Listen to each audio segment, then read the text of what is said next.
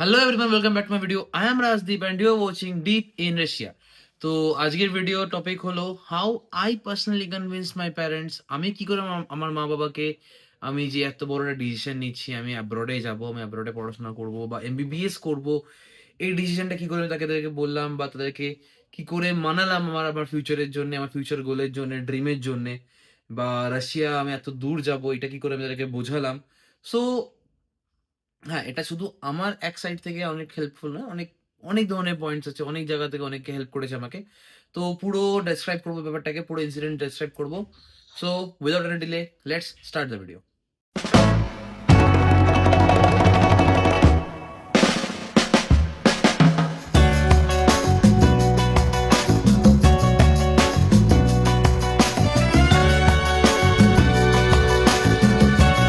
Hello everyone, welcome back to my video. I am Rajdeep and you are watching Deep in Russia. আমার MBBS journey যে convince করেছি বাবা মা, তো এটা বড় একটা জার্নি।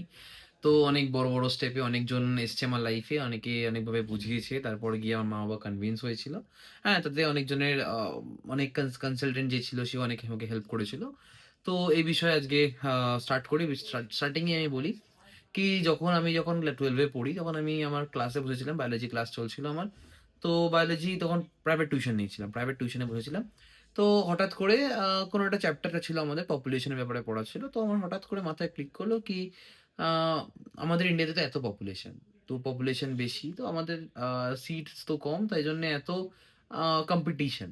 তো এমন কোনো কান্ট্রি হতে পারে না যেখানে পপুলেশনটা একটু কম হবে, যেখানে কম্পিটিশনটা তাহলে সাইমালটেনিয়াসলি কম হবে। তো এরম ভেবে আমি তখন রিসার্চ করি কি এমবিবিএস।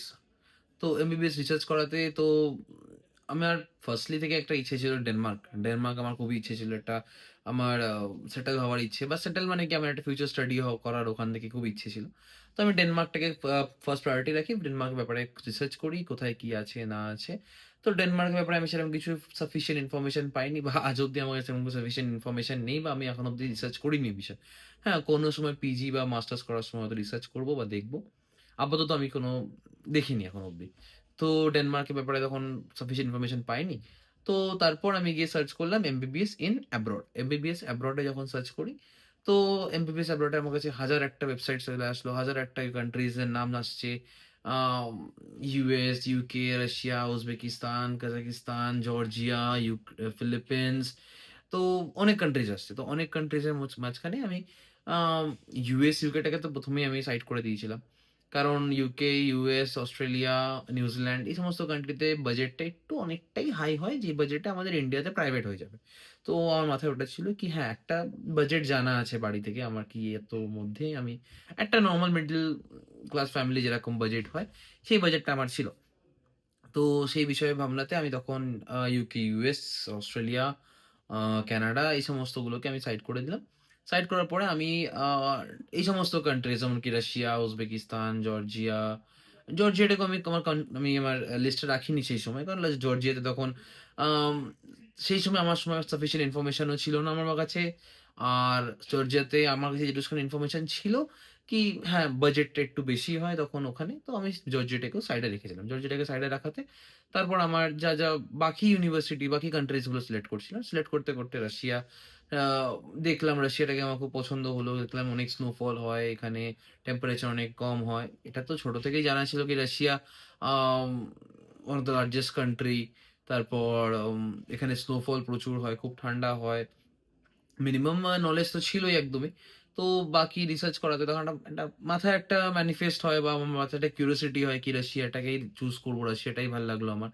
কারণ একটা ন্যাচারালি জিনিসটা দেখতেও ভাল লাগছিল, বা এখানে পড়াশোনা করবো ভাল লাগবে, নেচারটাও খুব ভাল লাগছিল। তো গ্রিনারি ছিল, স্নো হোয়াইট, তো এই সমস্ত দেখে রাশিয়াটাকে পছন্দ করি। তো তখন আমার মাথায় কোনো ইউনিভার্সিটির ব্যাপারে বা কিছুই আমার মাথায় ছিল না। বাট আমি রাশিয়াটাকে চুজ করলাম। রাশিয়ায় চুজ করার পরে তখন আমি ইউনিভার্সিটি সার্চ করি। ইউনিভার্সিটিতে অনেক ইউনিভার্সিটির নাম আসে। সামারা, কাজান, অরেনবার্গ, সেন্ট পিটার্সবার্গ, তারপর মস্কো ফার্স্ট স্টেট, তো সাউথ ওয়েস্ট, নর্থ ওয়েস্টার্ন, তো অনেক ইউনিভার্সিটির নাম আসে মাথায়। তো তখন অনেক ইউনিভার্সিটি দেখি। তো লাস্টে গিয়ে আমি সামারাটা দেখি কি, হ্যাঁ, সামারাটা ঠিক আছে, আমার ভাল লাগলো সামারাটা। এটা সিটিটা খুব ভালো। আর এখানে সিটিটাই মেন। তখন তো আমি যখন অ্যাডমিশন নিয়েছি তখন সিটিটা খুব ফেমাস ছিল সামারা। সামারার পরে সিটির পরে আসে কি ওদের রোবোটিক সায়েন্স বলো বা ফিউচারিস্টিক আম ইনভেনশনস এই সমস্ত ব্যাপারে অনেক এরা ইনভলভ রেখেছিল নিজেদেরকে। তো আমার জিনিসগুলোকে খুব পছন্দ হয়েছিল। তখন আমি সামারার ব্যাপারে রিসার্চ করা স্টার্ট করি। তো একটা টাইমে গিয়ে সামারাটাকে আমি নিজের জন্যে ফিক্স করে নিই কি হ্যাঁ, আমি সামারাতে অ্যাডমিশন নেব। তো আমার বাড়িতে এখনো অব্দি কেউ জানে না আমি কি চুজ করেছি, আমি কি করতে চলেছি, আমি কি ভাবছি, কিছুই জানে না বাড়িতে। তো তখন আ আমি একজনকে কনসাল্ট করি। আমি নাম বলছি না। আমি একটা কোম্পানিতে এনকোয়ারি করি। তারা আমাকে কল ব্যাক করে। আমাকে আ কথা বলে। আমার যা ডাউট ছিল সবকিছুই বলে। তারপর আমি জিজ্ঞেস করি যে সামারা আমি আমার নিজের সাইড থেকে বললাম সামারার ব্যাপারে আমি জানতে চাই। তো আমাকে পুরো ডেসক্রাইব করলো কি হয়, এনএমসি গাইডলাইনস কি হয়। তখন আমি ফার্স্ট দিন জানতে পারি এনএমসি গাইডলাইনস এ কি করতে হয়, এফএমজি এক্সাম হয়। তো এই সমস্ত ব্যাপারে আমি তখন জানতে পারি।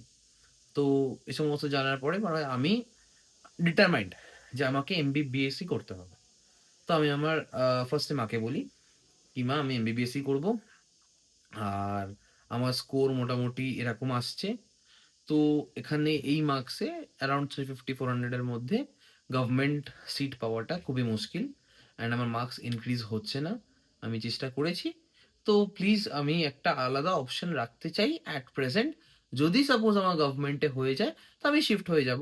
বাট আমি আর ড্রপ নিতে চাই না। আমি এটাকে কন্টিনিউ করতে চাই। তো আমি মাকেই সাজেস্ট করলাম। তো ১ম এ মা তো বলল কি এটা হয়তো বাবার সাথে কথা বলবো বা এখনো ডিসাইড করব না। তো এরমভাবে চলছিল ব্যাপারটা। ১-২ দিন এরম চলল। তো তারপরে মা বাবাকে বলেছে ব্যাপারটা নিয়ে কি হ্যাঁ, এরকম ও দেখেছে, রিসার্চ করেছে। এরকম এমবিবিএস এর ব্যাপারে। তো জানি না কি সেদিনকে কি হয়েছিল আমি জানি না। বাবা একবারেই মেনে গেছিল সেই জিনিসে। হ্যাঁ, হ্যাঁ, হ্যাঁ, ১ম এ আমার বাবার সবসময় ইচ্ছে ছিল আমাকে এমবিবিএস করাবে। অ্যান্ড সেটার জন্য সে প্রিপেয়ার্ড ছিলই ফার্স্টলি। আর আমাকেও সবসময় বলে এসেছে যে কি না তুই এমবিবিএসই করিস। তোর যেটা ইচ্ছে তোর এমবিবিএস ইচ্ছে এমবিবিএস কর। বাবারও ইচ্ছে আমার বাবারও ইচ্ছে এমবিবিএসই করানোর। তো একটা জায়গা থেকে প্রিপেয়ার্ড ছিল সে। তো ১ম বারই মেনে যায়। তো ১ম বার মেনে দেওয়াতে আমি তারপর কনসালটেন্টের সাথে কথা বলাই, কনসালটেন্ট একটা ডেট দেয়, যাই ওখানে গিয়ে কথা বলি। তো এই সমস্ত হয়, হওয়ার পরে আমার প্রসেসটাকে পুরোপুরি বুঝিয়ে বলে সবকিছু। তো একটা ক্লারিফিকেশন পাই কি হ্যাঁ, ঠিক আছে। তো তারপর আমি এই ইনফরমেশন যেগুলো আমি পেয়েছিলাম সেগুলোকে আমি ক্রস ভেরিফাই করি। আমার ইন্টারনেটে অনেক জায়গায় সার্চ করি কি হয়? আসলেও কি সত্যি এরমভাবে প্রসেস হয়? আসলেও কি সব স্টুডেন্ট ওখানে কি পড়াশোনা করতে পারছে কিনা? আসলে কি স্টুডেন্ট ওখানে গিয়ে ইংলিশে পড়তে পারছে কিনা? সবকিছু ব্যাপারে আমি জিজ্ঞেস করি। আর ২-৪ টে সিনিয়রসদের নাম্বারও নিয়ে আমি কথা বলি।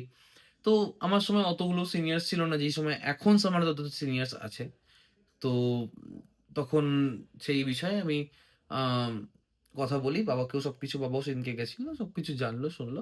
এসে সেদিনকে রেজিস্ট্রেশন করে চলে এসেছিলাম। তো এটা ছিল আমার স্টোরি। এবার আমি তোমাদেরকে বলব হাউ ইউ ক্যান কনভিন্স।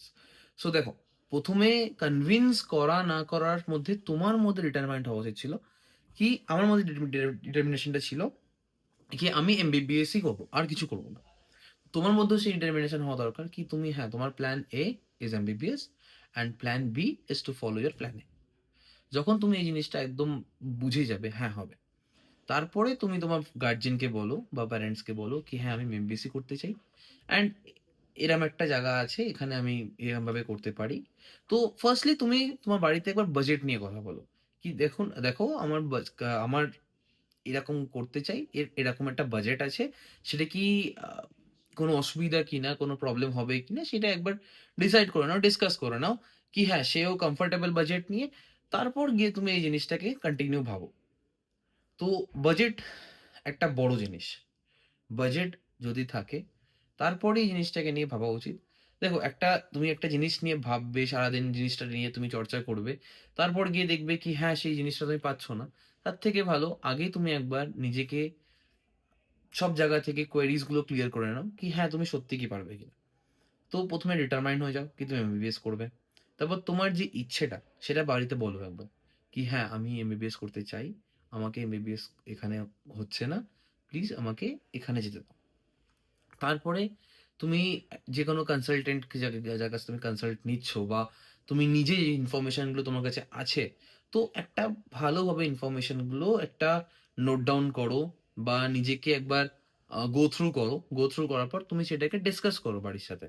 কি দেখো এরম ইনফরমেশন আছে আমার কাছে। এইভাবে করতে হয়। এটা প্রসেস। এরমভাবে এই প্রসেসে এরমভাবে অ্যাডমিশন হয়। এরমভাবে ডিগ্রি পাওয়া যায়। ডিগ্রি পাওয়ার পর এইরম হয়। এফএমজি এক্সাম দিতে হবে। এফএমজি এক্সাম দেওয়ার পরে এরম পাস করার পর আমি ইন্ডিয়াতে লাইসেন্স পেয়ে যাবো। তো একটা প্রসেস, এটা পুরো লম্বা প্রসেস। তো সেটাকে তাদেরকে বোঝাও। তারা ঠিক বুঝবে। তুমি যদি বোঝাতে পারো, তারা ঠিক বুঝবে। যদি তোমার মধ্যে ডিটারমিনেশন থাকে, তুমি ঠিক বোঝাতে পারবে।